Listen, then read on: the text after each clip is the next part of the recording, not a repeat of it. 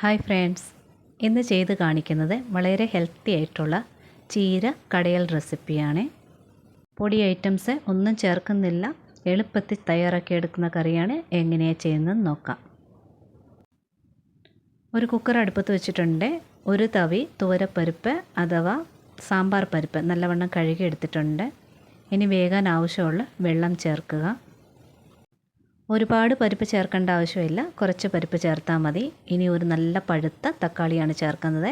ഇത് റൗണ്ട് തക്കാളിയാണ്, പുളിയുള്ള തക്കാളിയാണ്. ഒരെണ്ണം ചേർക്കുക. പൊടിയൊന്നും ചേർക്കുന്നില്ല, എരിവിന് പച്ചമുളകാണ് ചേർക്കുന്നത്. ചെറുതായത് കാരണം 5-6 ചേർത്തിട്ടുണ്ട്. വലിയ പച്ചമുളകാണെങ്കിൽ 2-3 ചേർക്കുക. ഒരു 6-7 വെളുത്തുള്ളി ചേർത്തിട്ടുണ്ട്. ഒരു 10-15 ചെറുള്ളിയാണ് ചേർത്തിട്ടുള്ളത്. ചെറുള്ളി ഇല്ല എന്നുണ്ടെങ്കിൽ വളരെ ചെറിയൊരു സവാള ചേർക്കുക. ഇനി ഇലക്കറിയാണ്, കുറച്ചേറെ മഞ്ഞൾപ്പൊടി ചേർത്തിട്ടുണ്ട്. നന്നായിട്ടൊന്ന് ഇളക്കിയതിന് ശേഷം കുക്കറിലൊന്ന് 2-3 വിസിൽ വരുന്നവരെ വേവിച്ചെടുക്കുക. പരിപ്പിൻ്റെ വേഗ് അനുസരിച്ചിരിക്കും വിസിലിൻ്റെ എണ്ണമേ. പരിപ്പ് ഒരുപാടൊന്നും ഉടഞ്ഞ് കിട്ടേണ്ട ആവശ്യമൊന്നുമില്ല, കുഴഞ്ഞൊന്നും വരേണ്ട ആവശ്യമില്ല. ജസ്റ്റ് അതൊന്ന് വെന്ത് കിട്ടിയാൽ മാത്രം മതി. ഇതാ വെന്തിട്ടുണ്ട്. ഇത് തന്നെ ഇച്ചിരി ഓവറായിട്ട് വെന്തിട്ടുണ്ട്. ഇത്രയും കൂടി വേകേണ്ട ആവശ്യമില്ല, ജസ്റ്റ് വെന്ത് ഒന്ന് പൊട്ടി വന്നാൽ മതി. ഇനി ഇതിൽ ചീര ചേർക്കാനായിട്ട് ചീര നല്ലവണ്ണം കഴുകി വെള്ളം വാലാൻ വേണ്ടി വെച്ചിട്ടുണ്ടായിരുന്നു. നിങ്ങളുടെ കയ്യിൽ ഈ ചീര ഇല്ല എന്നുണ്ടെങ്കിൽ സാധാരണ നമ്മുടെ പച്ചച്ചീര ഉണ്ടല്ലോ, വലിയ ഇലയുള്ള പച്ചച്ചീര ചേർക്കുക. ചുവന്ന ചീരക്കായി ടേസ്റ്റ് ഉള്ളത് പച്ചച്ചീര ചേർക്കുമ്പോഴാണ്. ചീരയുടെ തണ്ട് ചേർക്കരുത്, പച്ചച്ചീരയുടെ ഇല മാത്രമായിട്ട് ചേർക്കണം. അപ്പോഴാണ് ആ ഇലയുടെ ടേസ്റ്റ് നല്ലവണ്ണം ഈ കറിക്കൊരു ടേസ്റ്റ് കൂടുന്നത്. ഈ ചീരയ്ക്ക് ഇപ്പോൾ തണ്ട് വളരെ ചെറുതാണ്. ഇത് തണ്ടോടുകൂടി തന്നെയാണ് ചേർക്കുന്നത്. നമ്മുടെ നാട്ടിൽ ഈ ചീരയ്ക്ക് എന്നാ പേര് പറയുന്നത് എനിക്കറിയത്തില്ല. അറിയാവുന്നവരൊന്ന് കമൻറ്റ് ചെയ്യണേ. ഇനി ഇതാ ഗ്യാസ് ഓണാക്കിയിട്ടുണ്ട്. ഇനി ഈ ചീരയാണ് ചേർക്കുന്നത്. നല്ലവണ്ണം കഴുകി വെള്ളം ഒന്ന് തോർന്നിട്ടുണ്ടായിരുന്നു.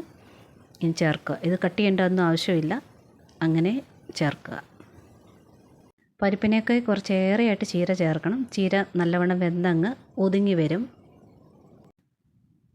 കുറേശ്ശായിട്ടൊന്ന് ഇളക്കി കൊടുക്കുക. പെട്ടെന്ന് അത് ഒതുങ്ങി കിട്ടുവേ. വെന്ത് വരും തോറും അത് ചുരുങ്ങി വരും.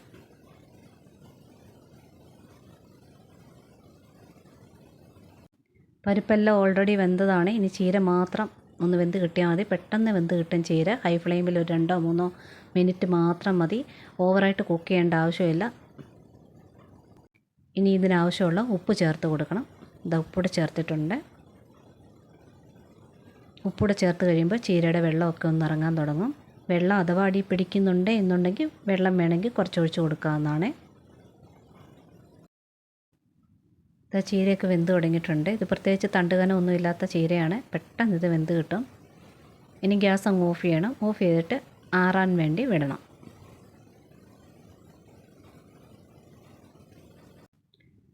ഇതാ ചീരയൊക്കെ നല്ലവണ്ണം ഒന്ന് ആറിയിട്ടുണ്ട്. ഇതിന് മിക്സിയുടെ ജാറിനകത്തോട്ട് മാറ്റുവാണ്. ഇത് ശരിക്കും പറഞ്ഞാൽ മിക്സിയിലല്ല ചെയ്യേണ്ടത്. ഇതൊരു ചട്ടിക്കകത്തോട്ട് മാറ്റിയതിന് ശേഷം മത്ത് ഉപയോഗിച്ചുകൊണ്ട് നല്ലവണ്ണം ഇത് കടഞ്ഞെടുക്കുകയാണ് ചെയ്യേണ്ടത്. അതാണ് ശരിക്കും ചെയ്യേണ്ട രീതി. ടേസ്റ്റും കൂടുതൽ അങ്ങനെ ചെയ്യുന്നതാണ്. അങ്ങനെ ചെയ്യാൻ സൗകര്യമുള്ളവർ അങ്ങനെ ചെയ്യുക.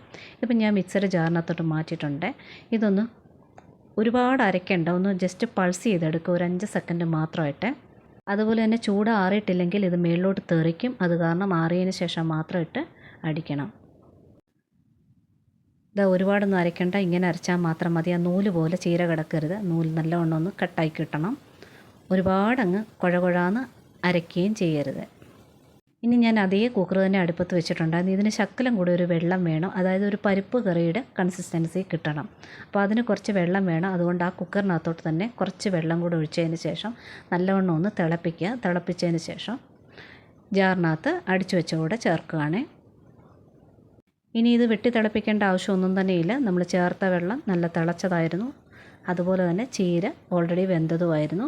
നല്ലവണ്ണം ഒന്ന് മിക്സ് ചെയ്ത് കൊടുക്കുക. ഈ സമയത്ത് ഉപ്പൊന്ന് ചെക്ക് ചെയ്യുക. അതുപോലെ തന്നെ പുളി വേണമെന്നുണ്ടെങ്കിൽ പുളി ആ വെള്ളം തിളയ്ക്കുന്ന സമയത്ത് വേണമെന്നുള്ളവർക്ക് വാളംപുളി ചേർത്ത് കൊടുക്കാവുന്നതായിരുന്നു. ഇതിപ്പം ഞാൻ റൗണ്ട് തക്കാളി ചേർത്ത കാരണം പുളിയുണ്ട്. ഓവൽ ഷേപ്പിലെ തക്കാളിക്കാണെങ്കിൽ പുളി അല്പം കുറവായിരിക്കും. ഇത് ചട്ടിയിൽ കടഞ്ഞെടുക്കാൻ അറിയാവുന്നവരാണെങ്കിൽ അങ്ങനെ തന്നെ ചെയ്ത് നോക്കണം. അതാണ് ശരിക്കുമുള്ള ടേസ്റ്റ്. അങ്ങനെ ചെയ്യുമ്പോൾ നല്ലവണ്ണം ഇല അങ്ങനെ അമങ്ങി അരഞ്ഞാണ് കിട്ടുന്നത്. മിക്സിയിൽ നമ്മൾ ഇല ഇട്ടടിക്കുമ്പോൾ അത് കട്ടാകുകയാണ് ചെയ്യുന്നത്. അപ്പോൾ അതിൻ്റേതായ ടേസ്റ്റ് വ്യത്യാസം വരും മിക്സ് ചെയ്യുവാണെന്നുണ്ടെങ്കിൽ. ഇതെല്ലാം നന്നായിട്ടൊന്ന് മിക്സ് ആയിട്ടുണ്ട്. തിളയ്ക്കേണ്ട ആവശ്യമൊന്നുമില്ല. ഗ്യാസ് ഓഫ് ചെയ്യുക. ഇനി കടുക് താളിക്കുന്നതിനകത്ത് പ്രത്യേകതയുണ്ട്. വെളിച്ചെണ്ണയോ ഏതെങ്കിലും എണ്ണ ഉപയോഗിക്കാം. കടുക് ഇട്ടിട്ടുണ്ട്. ഇനി ചെറുള്ളി ചേർക്കണം. ഇല്ലെന്നുണ്ടെങ്കിൽ സവാള ചേർക്കാം, പക്ഷേ ചെറുള്ളിയാണ് ചേർക്കേണ്ടത്. അത് കുറച്ച് സാധാരണ നമ്മൾ കടുക് താളിക്കുന്നതിന് കുറച്ച് കൂടുതലായിട്ട് ചേർക്കണം. അത് നീളത്തിലാണ് അരിഞ്ഞിരിക്കുന്നത്. ഇത് നന്നായിട്ടൊന്ന് വഴറ്റിയെടുക്കണം. ഒരുപാട് ബ്രൗൺ ആക്കരുത്.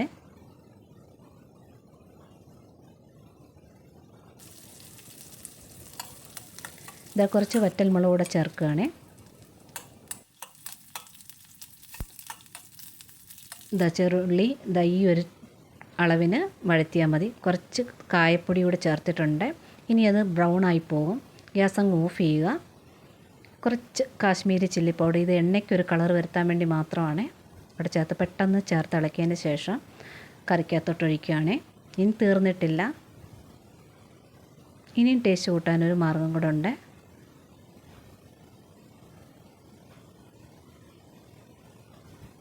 ഇനി ഇതിനകത്തോട്ട് ഒരു സ്പൂൺ നെയ്യ് ചേർക്കുകയാണ്.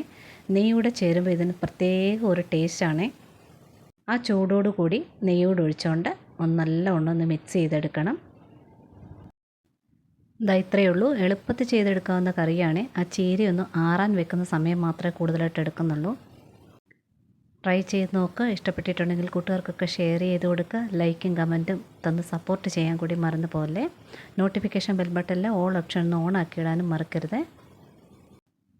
ഇതുവരെ തന്ന സപ്പോർട്ടിൽ ഒരുപാട് നന്ദിയുണ്ട്. ഒരുപാട് സ്നേഹത്തോടെ താങ്ക്സ് ഫോർ വാച്ചിങ്.